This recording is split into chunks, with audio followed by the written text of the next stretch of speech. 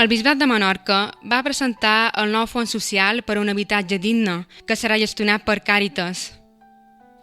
L'objectiu és ajudar famílies amb dificultats econòmiques a pagar el lloguer i a rehabilitar vivendes socials d'acollida temporal gestionades per Càritas a l'illa. Aquí a Menorca, quan amb el Consell Episcopal ens van reunir i van dir quin veig que és el problema més greu que la societat menorquina té en aquest moment. I el problema nosaltres trobam que és la vivenda.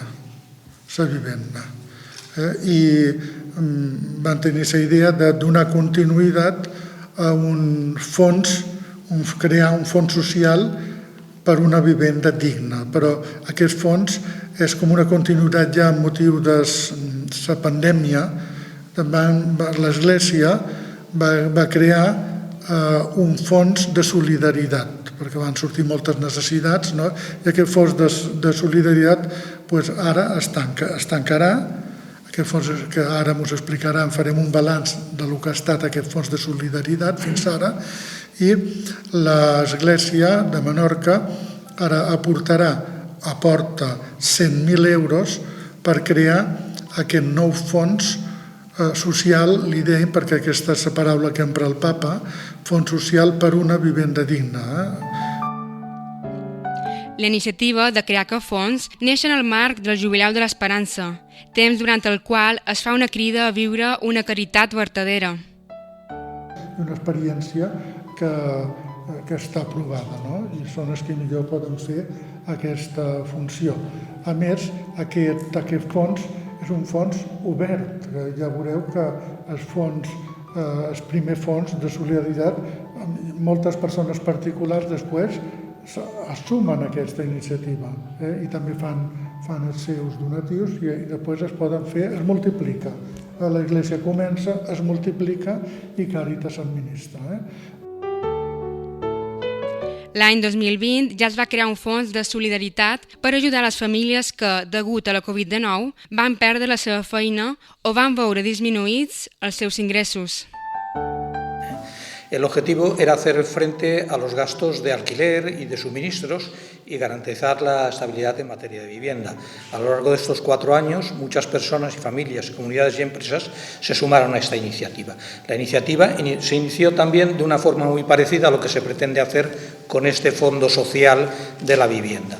Una aportación inicial de 100.000 euros para impulsarlo y una campaña. Y en esta campaña se unieron donaciones de particulares y empresarios, llegando a recaudar 150.000 euros.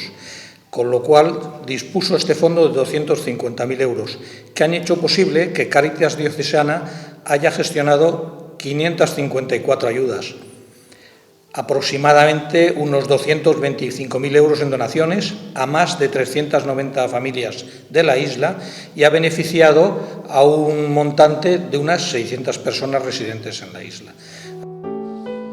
Segons un informe recent de la Fundació FOESA, publicat per Càritas Espanyola, l'habitatge és una de les principals preocupacions socials a Espanya. El 18% de la població es veu afectada directament per problemes relacionats amb l'accés a una vivenda digna, situant aquesta problemàtica com la tercera més rellevant en el context social actual.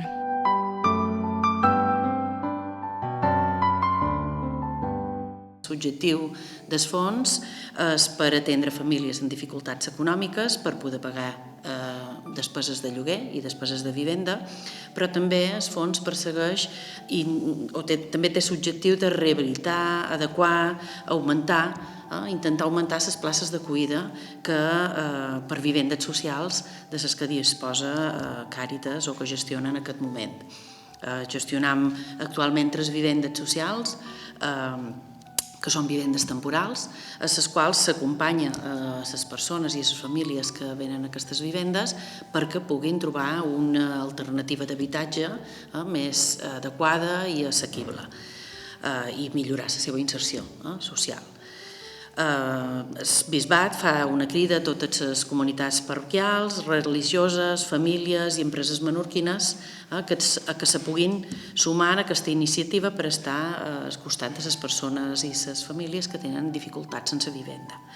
Les famílies o les demandes es gestionaran a través de Càritas, seran els tècnics de Càritas qui faran la valoració de les situacions en les que es troben les famílies i poder-los concedir les ajudes necessàries, tant a les oficines de Mo com a Ciutadella, com una tècnica itinerant que tenim que va per els pobles més petits de Menorca.